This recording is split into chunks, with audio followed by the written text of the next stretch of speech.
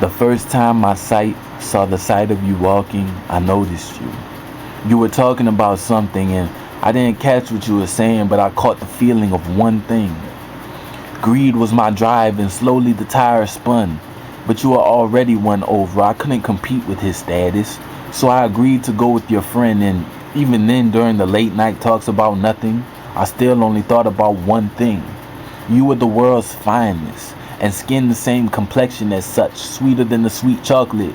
But at the same time, you were kinda nuts, but I loved it. Your hugs meant the world to my fantasies. And I dropped the girl and just hoped that you would fancy me. But the boy you were 7th grade loving, in 8th grade touching, in 9th grade, whatever, was the one whom I contended. Though only in my head, cause in person I pretended that me and him were so cool. But at school, anytime I saw you, I melted. And when we first held hands, just imagine the way I felt it. When your 10th grade spirit got rid of his 2-year visit, I realized how much I had missed you. Hesitant at first, but the first time I kissed you, girl, I could have died.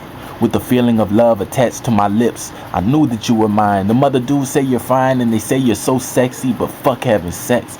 I just want to have you next to me. But what vexed me was my own destruction, my hesitant actions. My feelings felt no reduction. I was just aware of my mishaps. I thought that I would fail you if we sealed the deal and made a promise. But I longed for this. My hunger and my tiredness meant nothing if you weren't mine. So I cast my thoughts aside and put love in the place of my mind. And during the time we spent together, I never worried about whoever. I only had dreams of wedding rings and vowing until forever. And of course my friends said that I was losing it, but I just felt I received my life. The years I waited, the times you cried meant nothing if I did not try to give you the best of my ability and give you the credibility of the most beautiful of Earth's beauties. You weren't just pretty, you're far more than just a cutie, girl. Your smile showed me happiness, and I'm truly happy to know its name. I feel the fame when I'm caught around you. Every name being called sounds like you. You're my life.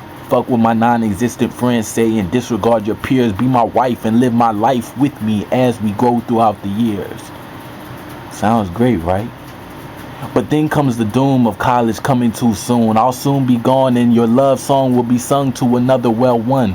And then how should I take it? How should I cope?